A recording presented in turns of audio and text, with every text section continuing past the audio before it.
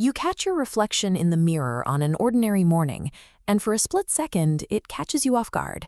Not because of a new wrinkle or a gray hair. What surprises you is the sudden realization that the person looking back seems significantly older than you feel inside. A quiet question immediately crosses your mind. When did this happen? Likely that your age is not what's making you feel old.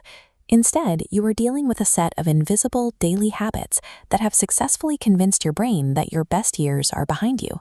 How do these tiny, seemingly harmless decisions manage to write a psychological script of decline?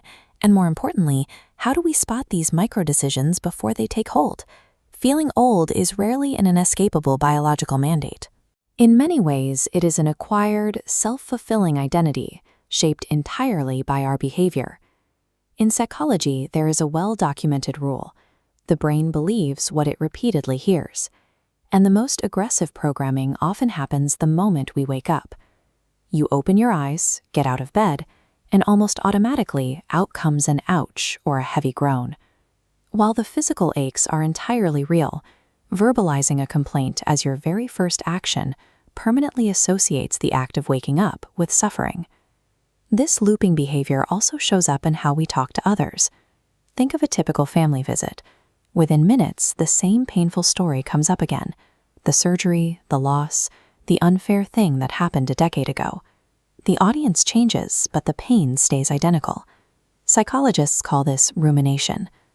This chart illustrates the neurological trap of rumination. Your brain struggles to tell the difference between remembering an event and actually reliving it. When you continuously repeat a painful story, your brain is forced to experience past trauma as a present, ongoing reality. We do the same thing to our own capabilities. If you misplace something, you could say, "I forgot where I put my keys today." That describes a single mistake, but many people default to, "I have a terrible memory." Your brain loves to prove its own labels right, so it starts hyper-focusing on the times you forget and entirely ignores the times your memory works perfectly. Then there is the ultimate gatekeeper phrase, "at my age." Someone suggests a new hobby, a short trip, or taking a class, and your immediate response is, "at my age." Before the idea can even be processed, those three words actively block your brain from considering any new experience. These verbal loops function as direct instructions. By repeating them, you program your brain to accept cognitive and physical decline long before your body actually requires it. This programming extends straight into our physical environment. When you organize your entire daily life around minimizing effort, you send a direct signal to your nervous system that it needs to conserve energy. Watch the micro decisions you make in a parking lot or a lobby. You automatically circle for the closest parking space. You take the elevator instead of a single flight of stairs. By defaulting to extreme comfort at every possible turn, you gradually trick your brain into treating physical fragility as normal. We engineer this same lack of friction for our minds. You try to learn a new feature on your smartphone. You tap the wrong button, and 30 seconds later you say, "Forget it," and hand the phone to someone younger. This graph maps avoidance. Walking away from minor frustrations trains your brain to conclude you cannot learn. Asking for help, like handing off a TV remote without looking, destroys self-efficacy. When you independently try, fail, and figure it out, your capability belief skyrockets. Relentlessly engineering a life free of mental and physical struggle might feel safe, but it actually starves the brain of the exact friction it needs to maintain its vitality.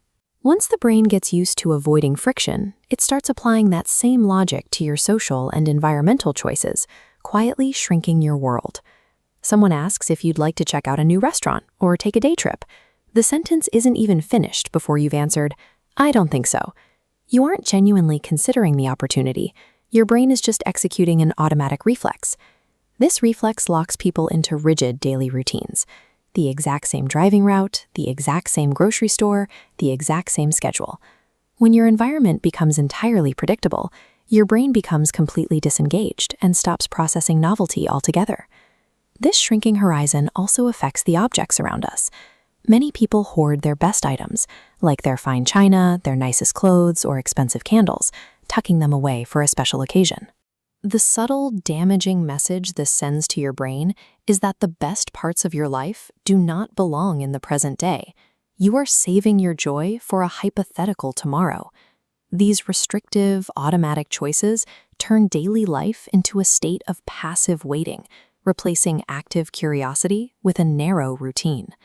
Because this aging identity is built almost entirely on learned automatic behaviors, we have a clear path out.